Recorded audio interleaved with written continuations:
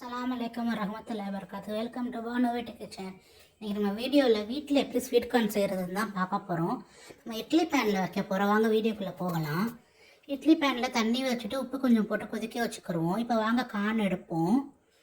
நம்ம நல்லா சீல் பண்ணி கொடுத்துருக்காங்க. சீலை எடுத்துட்டு இது பண்ணுவோம். நம்ம அந்த வெளியில் இருக்க க்ரீன் கலரை ஃபுல்லாக எடுத்துக்கிறலாம். அப்புறம் இதில் நார் இருக்குது, நார்களையும் நல்லா எடுத்துக்கிறோம். நல்லா கழுவிட்டு மேலே உள்ள அந்த காம்பு பகுதியை வெட்டிடலாம். அப்புறம் சின்ன சின்ன பீஸாக 3 பீஸாக போட்டு வெட்டிக்கிறோம்.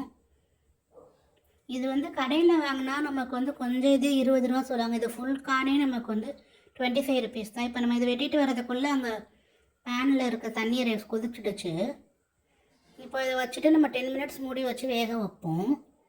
ப்ரெஷர் குக்கரில் பண்ணுறது காட்டிலும் ஸ்டீமில் பண்ணுறது ரொம்ப நல்லது. ஆவியில் வெந்து வந்துருச்சு. 10 நிமிஷத்தில் கார்ன் ரெடி ஆகிடுச்சு. வாங்க அடுப்பை ஆஃப் பண்ணி எடுத்துக்கிறலாம். கடையில் நமக்கு கொஞ்சம் இதுக்கே ஒரு சின்ன பேப்பர் கப்பில் தரதே 20 ருபீஸ். இதுவே நமக்கு வீட்டில் வாங்கினா ஃபுல் கானே 25 ருபீஸ் தான் இருக்கும். 20 ருபீஸ் 25 இருக்கும், 20 இருக்கும். இது ஃபுல்லாக எடுத்துகிட்டு நாங்கள் அப்படியே சாப்பிடலாம். இதில் பல வகையான ரெசிபீஸும் செஞ்சு சாப்பிட்லாம். ஆஃப் இயர்லி லீவ் வருது, பசங்களுக்கு இதை கொடுத்தா ரொம்ப பிடிக்கும் அவங்களுக்கு. வீட்டிலையே சிம்பிளாக செய்யலாம், ஹெல்த்தியானது. ட்ரை பண்ணுங்கள் இன்ஷா அல்லாஹ். அல்ஹம்துலில்லாஹ்.